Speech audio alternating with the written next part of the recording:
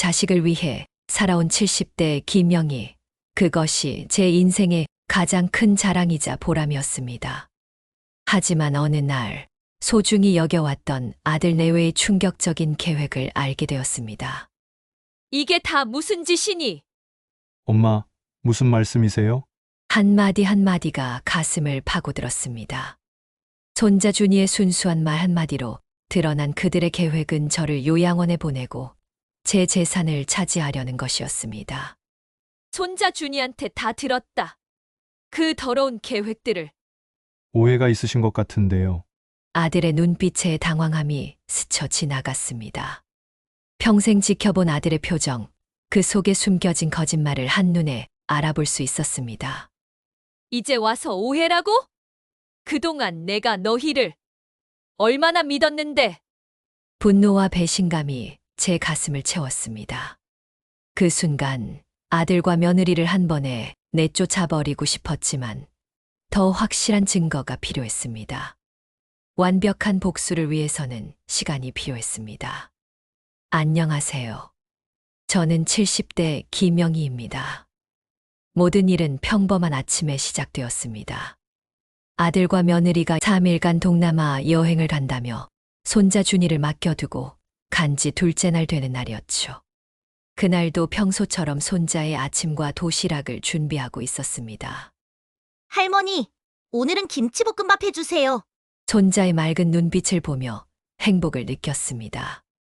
그 작은 얼굴에 번지는 미소가 하루의 피로를 씻어주는 것 같았습니다. 하지만 곧 그 행복은 산산조각 나버렸습니다.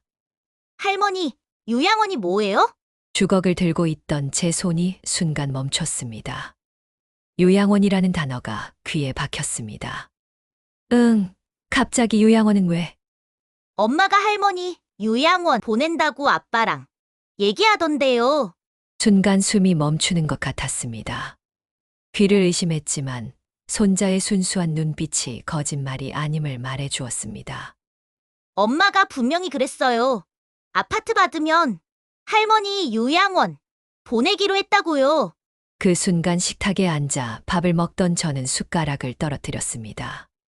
요란한 소리에 손자가 깜짝 놀랐지만 제 가슴 속에서 무너져 내리는 소리는 더 컸습니다. 할머니, 괜찮아요? 왜 그래요? 할머니가 깜짝 놀랐을 뿐이야. 하지만 마음속은 전혀 괜찮지 않았습니다. 손자가 더 자세히 말해주길 기다렸지만 아이는 이미 다른 이야기로 넘어가 버렸습니다. 그 순간부터 제 머릿속은 복잡해졌습니다. 저는 평생을 아들을 위해 희생하며 살아왔습니다. 남편의 외도로 이혼한 후 혼자서 아들을 키우기 위해 식당 일과 청소 일을 마다하지 않았습니다. 손이 얼어붙고 다리가 퉁퉁 부어도 아들 생각하면 모든 게 견딜만 했습니다. 기억에 남는 건 아들이 중학교 2학년이던 겨울이었습니다. 담임 선생님이 아들의 성적이 우수하니 과외를 받으면 특목고에 갈 수 있을 거라고 하셨어요. 하지만 과외비가 만만치 않았습니다. 그때 새벽 4시부터 시작하는 시장 청소 일자리가 있다는 걸 알았습니다. 매일 새벽 3시 30분에 일어나 시장으로 향했습니다. 추운 겨울날 차가운 물에 손을 담그고 청소를 하다 보면 손가락 감각이 없어질 때가 많았습니다. 한 번은 너무 추워서 바닥에 쓰러진 적도 있었어요. 시장 상인분이 따뜻한 차를 끓여주시며 아드님이 참 좋은 어머니를 두셨네요 라고 하셨던 말이 아직도 기억납니다. 식당에서 일하던 시절 사장님은 늘 제가 무리하는 것을 걱정했습니다. 하지만 아들에게 컴퓨터를 사주고 싶은 마음에 주방 일까지 자원했습니다. 밤늦게 집에 돌아와 잠든 아들의 얼굴을 볼 때면 모든 피로가 눈 녹듯 사라졌습니다. 아들이 고등학교에 들어갈 무렵 제가 몸이 많이 안 좋아졌습니다. 과로로 인한 위염과 관절염이 심해져서 병원에 입원까지 했어요. 그때 아들이 병문안을 와서 제 손을 잡고 울었습니다. 엄마, 이제 힘든 일 하지 마세요. 제가 공부 열심히 해서 돈 많이 벌게요. 그 말을 듣고 얼마나 뿌듯했는지 모릅니다. 그렇게 아들은 우수한 성적으로 대학을 졸업하고 좋은 회사에 취직했습니다. 졸업식 날 아들이 제 손을 꼭 잡던 그 따뜻함이 아직도 생생합니다. 아들이 첫 월급을 받고 와서 저에게 용돈을 드리던 날도 잊을 수 없습니다. 엄마, 그동안 고생 많이 하셨어요. 이제 제가 엄마를 모실게요. 그 말에 눈물이 핑 돌았습니다. 그때까지만 해도 우리 모자는 세상에서 가장 행복한 가족이라고 생각했어요. 그리고 아들이 회사에서 승진할 무렵 며느리 후보인 민지를 소개받았어요. 대학원까지 나온 똑똑한 여성이었고 첫인상도 나쁘지 않았습니다. 특히 저에게 정중하게 인사하고 어머님 하고 부르는 모습이 예뻐 보였어요. 아들이 결혼할 때는 그동안 모아둔 돈으로 알뜰하게 예단을 준비했습니다. 결혼 준비 과정에서 민지는 모든 것을 꼼꼼히 체크했습니다. 예단 목록부터 결혼식장 규모까지 세세하게 신경 쓰는 모습을 보며 역시 똑똑한 며느리를 얻었구나 생각했어요. 하지만 지금 생각해보니 그때부터 조금씩 이상한 징조들이 있었던 것 같습니다. 예를 들어 제가 준비한 예단에 대해 어머님께서 이런 것까지 신경 써주시다니 정말 감사해요. 말하면서도 눈빛은 차가웠어요. 그리고 은근히 제 재정 상황에 대해 묻는 질문들이 많았습니다. 어머님께서 혼자 사시는 집이 꽤 크시네요. 요즘 부동산 값이 많이 올랐다던데. 같은 말들이요. 아들 내외 신혼집은 전세로 시작했습니다. 좋은 아파트였지만 전세라는 것이 늘 마음에 걸렸습니다. 그리고 제 집에서 거리가 꽤 멀어 운전을 못하는 저는 버스를 2번이나 갈아타고 가야 했어요. 그래서 또다시 밤 늦게까지 야간 알바까지 하며 아들 내외를 위한 집 마련을 준비했습니다. 이때도 제 몸은 이미 70에 가까웠는데 새벽 3시에 일어나 배송센터로 가서 택배를 분류하는 일을 했습니다. 동료들이 나이가 있으신데 이런 힘든 일을 왜 하시냐고 물으면 아들 집 마련해 주려고 라고 대답했어요. 그러면 다들 대단하다며 칭찬해 주셨죠. 그 칭찬이 힘이 되어 더 열심히 일했습니다. 그렇게 모은 돈으로 15억짜리 아파트 계약금을 마련한 날, 제 가슴은 기쁨으로 가득 찼습니다. 신축 아파트에다가 제가 살고 있는 집과 같은 동네여서 더 자주 볼 수 있겠구나 싶었어요. 통장 잔고를 확인하는 순간 드디어 우리 아들 내외가 좋은 집에서 살 수 있겠구나 하는 뿌듯함이 밀려왔어요. 아들 내외에게 새 아파트로 이사 가려무나 했을 때 특히 며느리의 눈에는 눈물까지 글썽이더군요. 어머님, 정말 감사해요. 이런 큰 도움을. 하면서 제 손을 꼭 잡았어요. 그때까지만 해도 저는 몰랐습니다. 제가 정성껏 준비한 선물이 독이 될 것이라는 사실을. 아들과 며느리의 웃는 얼굴 뒤에 숨겨진 검은 속내를 전혀 눈치채지 못했습니다. 새 아파트로 이사한 후 처음 몇 개월은 정말 행복했습니다. 아들네 집에 놀러가면 넓은 거실에서 손자 준이와 함께 놀고 큰 부엌에서 가족들 식사를 준비하는 것이 즐거웠어요. 아들과 며느리도 고마워하는 것 같았고 특히 며느리는 어머님 덕분에 이런 좋은 집에서 살 수 있어서 정말 행복해요. 자주 말했습니다. 아들과 며느리 그리고 손자가 좋은 집에서 편안히 행복하게 지내는 것이 뿌듯했습니다.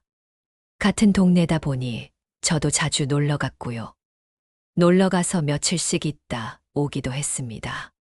집이 넓어서 방도 많고 제 방이라면서 며느리가 언제든지 와서 손주도 보고 같이 식사도 하자더군요.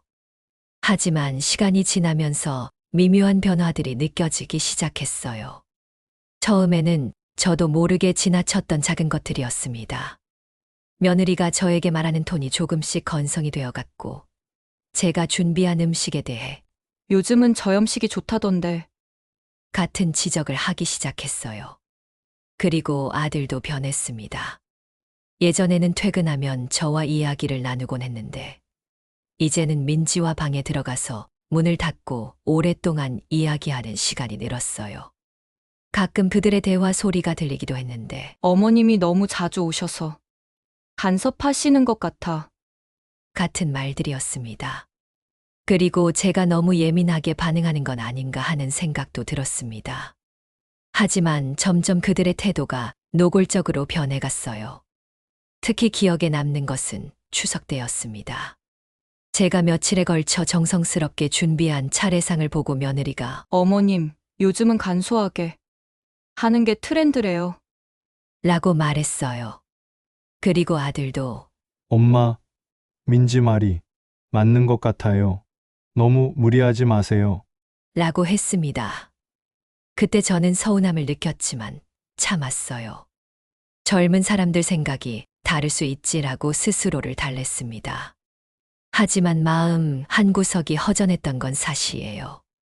아들 내외가 동남아 여행을 간다며 손자를 맡기겠다고 했습니다. 손자는 초등학교 1학년이라 혼자 있기 힘들다면서 3일만 봐달라고 하더군요. 저는 기꺼이 손자와 함께하는 시간을 즐겼습니다.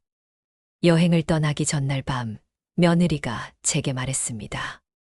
어머님, 준이 잘 부탁드려요. 저희가 없는 동안 준이가 외로워하지 않게 해주세요. 그때의 그 목소리는 정말 다정했어요.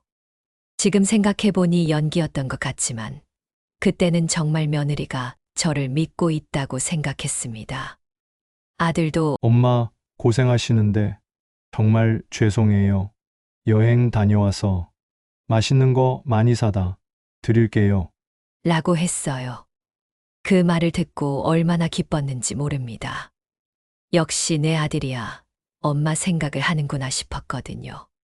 하지만 그들이 공항으로 떠난 직후 아들 내외 집에서 이상한 것들을 발견하기 시작했어요. 며느리가 평소 쓰던 노트북이 켜진 채로 방에 놓여 있었는데 화면에 요양원 관련 사이트가 열려 있었습니다. 처음에는 혹시 다른 용도로 검색한 건 아닐까 생각했지만 북마크를 보니 여러 요양원 사이트들이 저장되어 있었어요. 그리고 서랍을 정리하다가 수상한 메모를 발견했습니다. 며느리 필체로 아파트 명의 이전, 요양원 비용, 월 관리비 같은 단어들이 적혀 있었어요. 그 순간 등골이 서늘해졌습니다. 침대 밑에서 낯선 서류 봉투를 발견했습니다. 그 안에는 저희 서명을 연습한 흔적이 있는 종이들과 재산 관리 위임장, 부동산 매매 동의서, 요양원 입소 계약서 같은 제목의 서류들이 가득했습니다. 심장이 빠르게 뛰었습니다. 더 자세히 살펴보니 제 서명을 흉내낸 연습지가 여러 장 있었어요. 처음에는 어설펐던 서명이 점점 제 것과 비슷해져 가는 과정이 그대로 남아 있었습니다. 그리고 요양원 팸플릿도 있었는데 강원도에 있는 한 요양원에 빨간 펜으로 표시가 되어 있었어요. 팸플릿을 보니 그곳은 서울에서 꽤 멀리 떨어진 곳이었습니다. 여기라면 제가 쉽게 나올 수도 없고 면회도 어렵겠구나 싶었어요.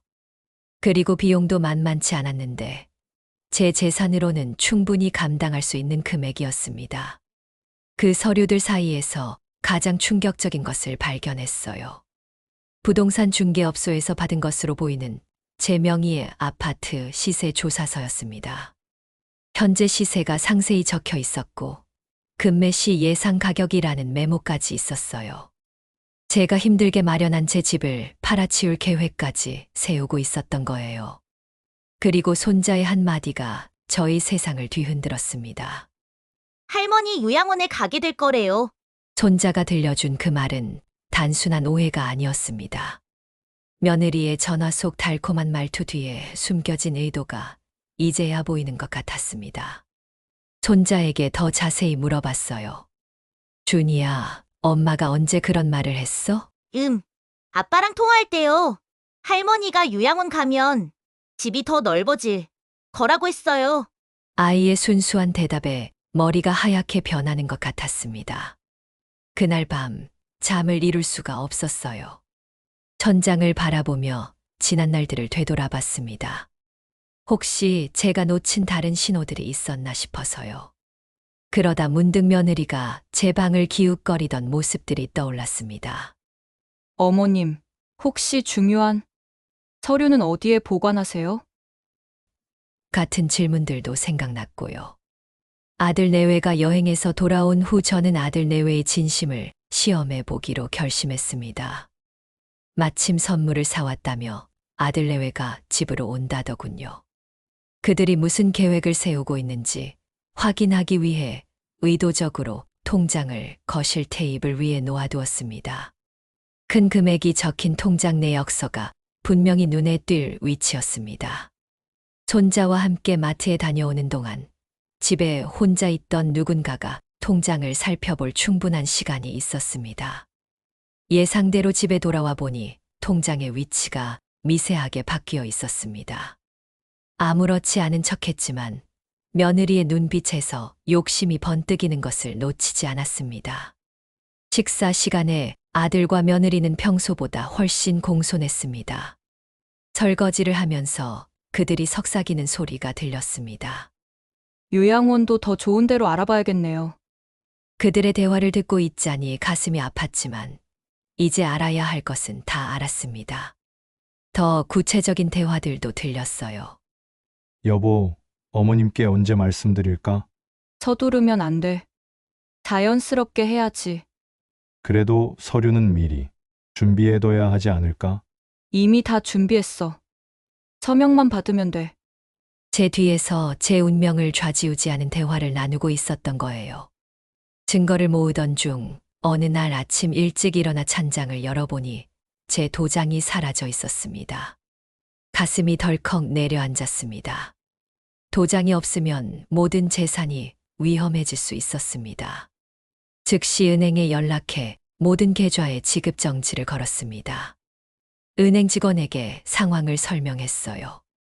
제 도장을 누군가 훔쳐갔을 것 같습니다.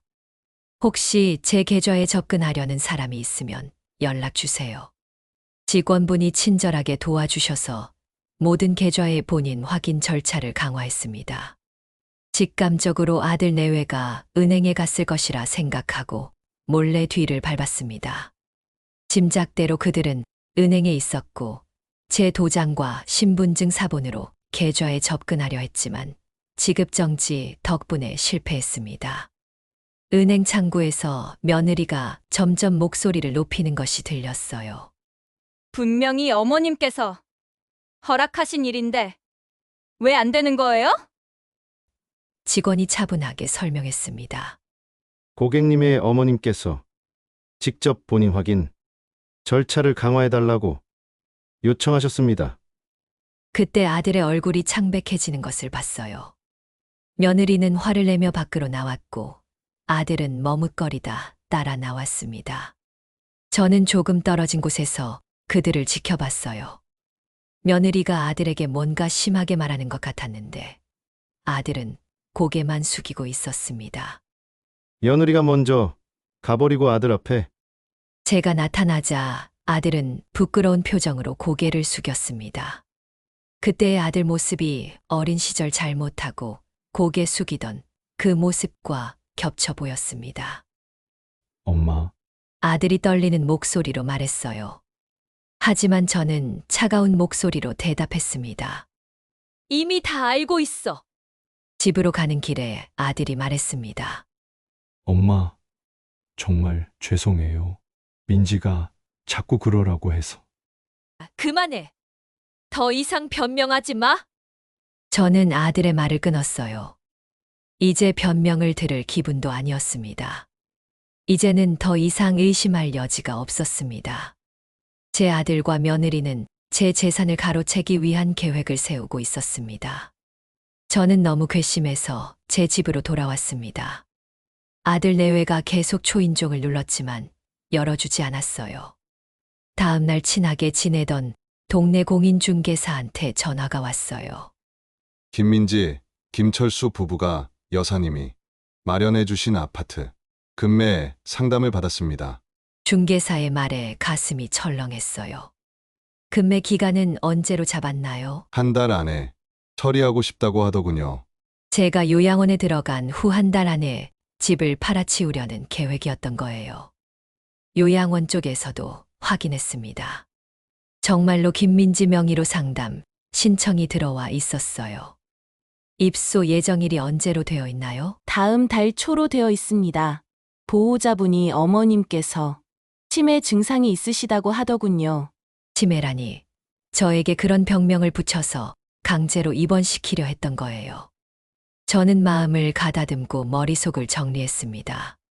그리고 아들 내외를 불렀어요. 요양원 계약서를 보여주자 아들과 며느리는 더 이상 변명할 수 없었습니다. 저는 이제 모든 증거를 가지고 그들을 마주할 준비가 되었습니다. 제 서명을 따라서 며느리가 연습했던 노트, 공인중개사와의 통화 내용, 그리고 요양원 상담사와 신청해둔 것까지. 이게 너희가 한 짓이야. 어떻게 이런 짓을? 너희 말 한마디 한마디, 행동 하나하나 다 지켜봤어. 아들은 무릎을 꿇고 용서를 빌었지만 이미 제 마음은 돌이킬 수 없었습니다. 아들이 울면서 말했어요. 엄마, 정말 죄송해요. 제가 정신이 나갔었어요. 하지만 저는 단호했습니다. 정신이 나간 게 아니라 원래 그런 마음이었던 거야. 평생 널 키우고 희생했는데 이게 보답이야? 며느리도 눈물을 흘리며 빌었지만 소용없었어요. 어머님, 제가 잘못했어요. 다시 기회를 주세요. 기회는 이미 너무 많이 줬어. 이제 끝이야. 다시는 너희들 보고 싶지 않아. 앞으로 절대 연락하지 마. 손자 준이는 울며 제게 물었습니다. 할머니 이제 못 보는 거예요? 엄마 아빠 안 볼 거예요? 준이는요? 준이의 눈에 맺힌 눈물을 보며 가슴이 아팠지만 이제 돌이킬 수 없었습니다. 아들 내외와 연락을 끊은 지 한 달이 지났습니다. 그동안 제가 살던 아파트를 정리하고 이사했습니다. 아들 내외가 하도 찾아와서 동네가 소란스럽기도 했고 더 이상 그 동네에 미련이 없었어요. 그전에는 아들 내외 근처라서 행복했는데 이젠 꼴도 보기 싫더군요. 새로 이사한 집은 작지만 아담하고 온전히 나를 위한 공간이라고 느껴졌어요. 비로소 제 자신을 위한 삶을 시작할 수 있었습니다. 처음에는 외로웠지만 점점 혼자만의 시간이 소중하게 느껴졌습니다. 처음으로 노인복지관을 찾아 도시락 봉사활동을 시작했습니다. 식당에서 일했던 경험이 도움이 되었고 다른 봉사자들과 금세 친해졌습니다. 요가 수업도 듣기 시작했습니다. 몸을 움직이니 마음도 조금씩 가벼워졌습니다. 요가 수업에서는 40대 강사 선생님이 어르신들도 자신을 위한 시간이 필요해요 라고 하셨어요. 정말 그런 것 같았어요. 평생 다른 사람만 챙기며 살았는데 이제야 저를 위한 시간을 갖게 되었으니까요. 어느 날 친구를 만나러 전에 살던 동네로 갔는데 하교하는 아이들이 보였어요. 준이가 생각나 기웃거렸는데 정말로 우연히 손자 준이를 만났습니다. 반갑게 달려오는 손자를 보니 가슴이 뭉클했습니다. 아들 내외와 연락을 끊은 지 6개월이 지났고 그동안 손자의 모습이 자주 그리웠습니다. 할머니! 준이가 뛰어와서 제 품에 안겼어요. 그 따뜻한 체온에 눈물이 날 것 같았습니다. 할머니 보고 싶었어요. 할머니도 준이가 보고 싶었어. 준이는 많이 컸어요. 키도 훨씬 크고 목소리도 더 또렷해졌습니다. 할머니, 새 집은 어때요? 응, 작지만 좋아. 준이는 어때? 응. 엄마 아빠가 자꾸 싸워요. 준이가 학원에 간다고 해서 학원에 데려다 주면서 아들 내외의 근황을 들었습니다. 제가 마련해준 집을 빼라고 했더니 모은 자산이 없던 아들 내외는 월세방으로 이사했고 아들은 매일 술에 취해 들어와 부부싸움을 한다고 했습니다. 손자의 말에 마음이 아팠지만 이제는 제 삶에 집중하기로 했습니다. 아빠가 맨날 술 마시고 와서 엄마랑 싸워요. 그럴 때마다 할머니 생각나요. 준이의 말에 가슴이 아팠어요. 하지만 그것도 그들이 자초한 일이라고 생각했습니다. 준이야, 힘들겠지만 엄마 아빠가 잘 해결하실 거야. 할머니랑 살면 안 돼요? 예전 집이 그리워요. 할머니도 자주 오시고 행복했는데. 준이의 간절한 질문에 잠시 망설였어요. 하지만 이미 마음을 정한 일이었습니다. 준이는 엄마 아빠와 함께 있어야 해. 할머니는 할머니대로 살 거야. 준이와 헤어질 때 아이가 울었어요. 할머니, 자주 만날 수 있죠? 그럼 준이가 보고 싶으면 연락해. 할머니가 맛있는 거 해줄게. 그렇게 약속하고 헤어졌지만 마음 한구석이 아팠습니다. 복지관 요가 수업에서 만난 동료들과 제주도 여행을 준비하던 어느 날 예상치 못한 방문객이 찾아왔습니다. 초췌한 모습의 아들이었습니다. 준이한테 할머니가 사시는 곳 주소를 들었다고 했습니다. 처음에는 차갑게 대했지만 그의 말에 놀라지 않을 수 없었습니다. 아들의 모습은 정말 말이 아니었어요. 살도 많이 빠지고 눈가에 다크서클도 심했습니다. 엄마, 떨리는 목소리로 부르는 아들을 보니 마음 한편이 아팠지만 여전히 화가 나 있었어요. 무슨 일이야? 차가운 목소리로 물었어요. 엄마, 정말 죄송해요. 제가 잘못했어요. 지금 와서 그런 말 해봤자 소용없어. 하지만 아들의 다음 말에 놀랐습니다. 준이가 위험해요. 아들의 다급한 목소리에 귀를 기울였습니다. 며느리가 정신적으로 문제가 생겨 준이를 학대한다는 것이었습니다. 처음에는 또 거짓말이라 생각했지만 준이의 멍든 팔 사진을 보고 충격을 받았습니다. 이게 뭐야? 사진 속 준이의 팔에는 시퍼런 멍이 들어 있었어요. 민지, 스트레스를 받아서 준이한테 화풀이를 해요. 아들의 말에 가슴이 철렁했습니다. 언제부터? 한 달 전부터요. 처음에는 가끔이었는데 점점 심해져요. 아들도 눈물을 흘리며 말했어요. 제가 말려도 안 들어요. 준이가 너무 무서워해요. 그리고 그 순간 준이에게서 전화가 왔습니다. 할머니, 엄마가 무서워요. 자꾸 소리 지르고. 할머니 집에 가고 싶어요. 손자의 울먹이는 목소리에 가슴이 찢어지는 것 같았습니다. 준이야, 지금 어디 있어? 집에 있어요. 엄마가 또 화내고 있어요. 전화기 너머로 며느리가 소리 지르는 소리가 들렸어요. 준이야, 일단 안전한 곳으로 가. 할머니가 금방 갈게. 준이의 전화를 받고 저는 즉시 행동에 나섰습니다. 아들과 함께 준이를 데리러 갔습니다. 아들에게 말했습니다. 이 일만 해결하고 나면 우리 사이도 다시 생각해 볼게. 아들의 눈에 희망이 반짝였습니다. 가는 길에 아들이 상황을 더 자세히 설명했어요. 민지가 요즘 우울증 약을 먹고 있어요. 그런데 부작용인지 성격이 완전히 달라졌어요. 병원에는 데려갔어? 거기서 처방받은 약인데 오히려 더 심해지는 것 같아요. 왜 진작 말하지 않았어? 엄마께서 저희랑 연락도 안 받으시고 그리고 제가 혼자 해결할 수 있을 줄 알았어요. 아들의 목소리에서 절망감이 느껴졌어요.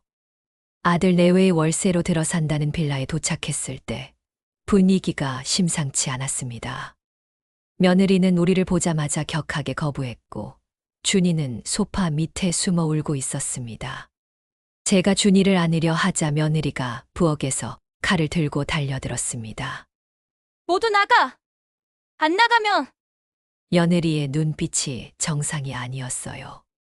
머리카락은 엉망이고 옷도 며칠째 갈아입지 않은 것 같았습니다. 민지야, 칼 내려놔! 아들이 소리쳤지만 소용없었어요.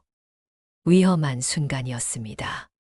아들이 며느리를 말리다가 팔에 상처를 입었고 그때 다행히 경찰이 도착했습니다. 미리 신고해둔 덕분에 큰 사고를 면할 수 있었습니다. 경찰이 도착했을 때 며느리는 여전히 칼을 들고 있었어요. 저 사람들이 제 아이를 뺏어가려고 해요. 며느리가 소리쳤습니다.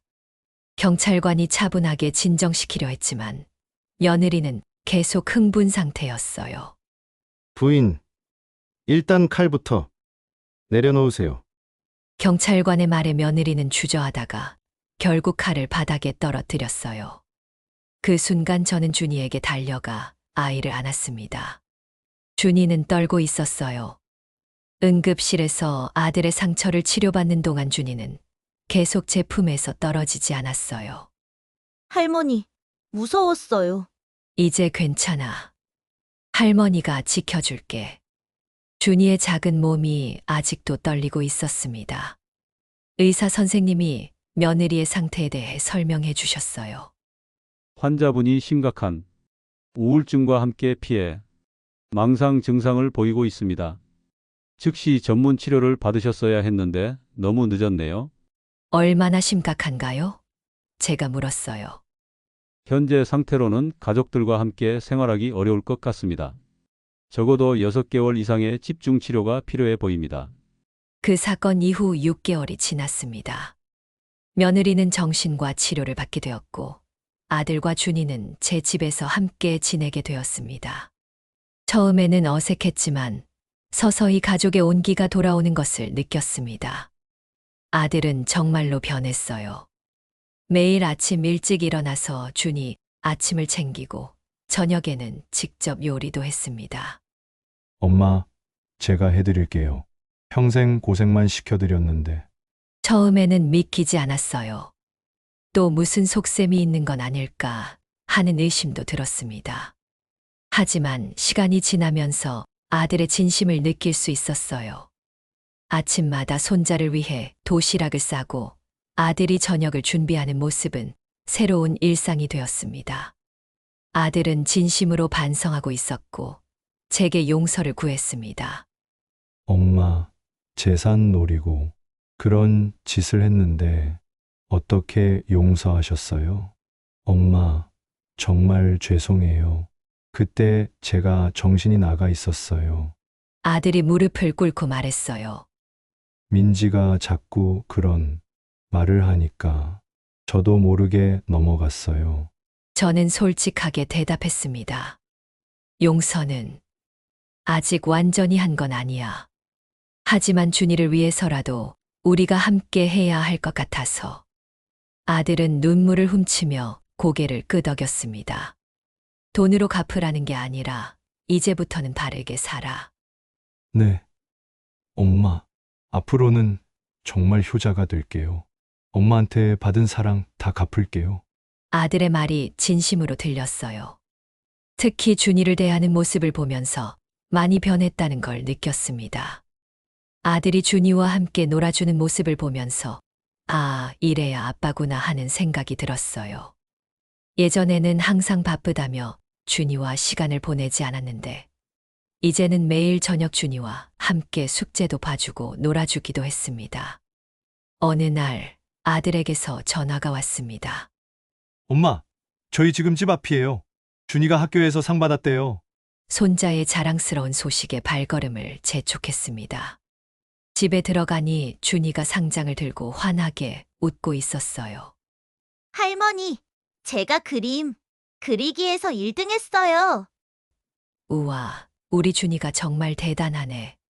상장을 보니 효도 그림 그리기 대회였어요. 준이가 그린 그림은 할머니, 아빠, 준이가 함께 손을 잡고 있는 모습이었습니다. 그림 아래에는 우리 가족이라고 적혀 있었어요. 준이야, 이 그림 언제 그렸어? 지난주에요. 선생님이 가족 그림을 그리라고 해서요. 엄마는 왜 안 그렸어? 엄마는 병원에 있잖아요. 나중에 나오면 그때 그릴 거예요. 준이의 순수한 말에 가슴이 뭉클했어요. 아이는 여전히 엄마를 기다리고 있었던 거예요. 며느리가 치료를 받고 있는 동안에도 아이 마음속에는 엄마에 대한 그리움이 있었을 거예요. 민지의 담당 의사 선생님과 상담을 했어요. 환자분이 많이 호전되고 있습니다. 약물 치료와 상담 치료를 병행한 결과 안정을 찾아가고 있어요. 언제쯤 퇴원할 수 있을까요? 아들이 물었어요. 아직은 시간이 더 필요할 것 같습니다. 특히 가족들과의 관계 회복 부분에서 신중해야 해요. 의사 선생님은 민지가 스트레스와 우울증으로 인해 일시적으로 극단적인 행동을 보였다고 설명했어요. 환자분이 진심으로 반성하고 있고 가족들에게 사과하고 싶어 합니다.